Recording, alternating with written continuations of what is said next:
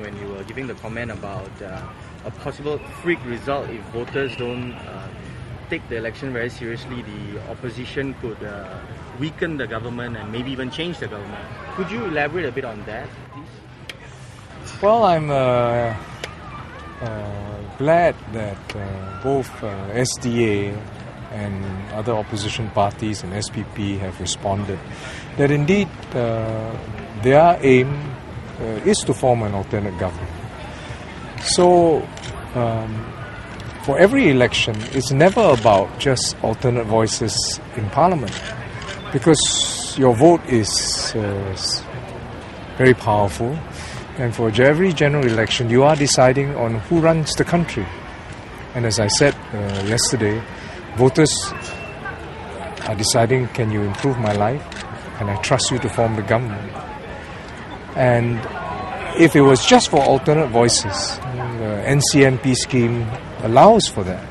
You can raise anything you want in Parliament, you can file motions, you can debate policies, but as the opposition parties have clarified, that that's not their intent.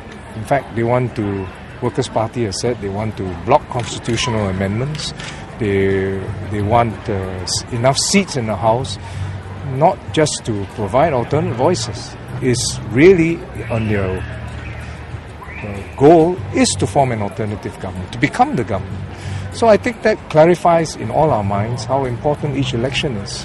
So when you vote, I think you must vote for the opposition only if you believe that the opposition can run the country better, or if it can improve your life in the constituency or improve your constituency. If not, the NCMP scheme allows for them to have alternate voices. So my point was that the vote is a very powerful instrument, and each person must be very careful how he votes. So, in terms of a freak result, isn't that very, very remote? Well, my remarks have addressed that. I think each person's vote is a very important process where you decide, and I think the issues have been framed quite well now.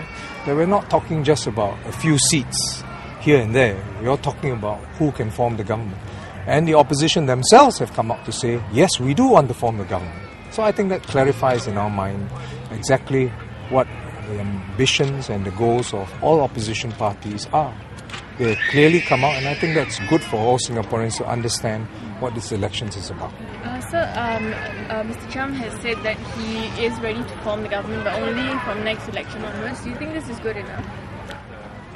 Whether it's this election, next elections, ultimately that's their goal. So I don't think you can finally calibrate such that a proportion of the parliament goes to any party. You don't know what the results will be. So I think the most sensible thing is vote for the party that you believe can serve your interests, can bring Singapore forward. For alternate voices, the non-constituency, there will be at least 9 opposition members in the parliament, whatever happens, including also, in addition, 9 nominated members of parliament. So there will be 18 non-PAP voices. What is your assessment of their readiness to form the government? That's a question that they have to answer. How can we answer it for them? That's something that Singaporeans will have to judge.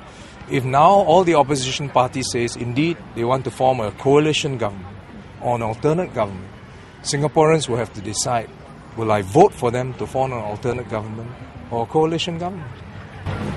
Minister, can we get your comments on SPP's manifesto as well, sir? I think whatever manifesto various parties present, these are goals and these are what they want. As you know, we're not the first country that with parties that come out with manifesto. Obviously, Singaporeans are not. Singaporeans are quite sophisticated. They're very well educated now. They will examine: is this possible?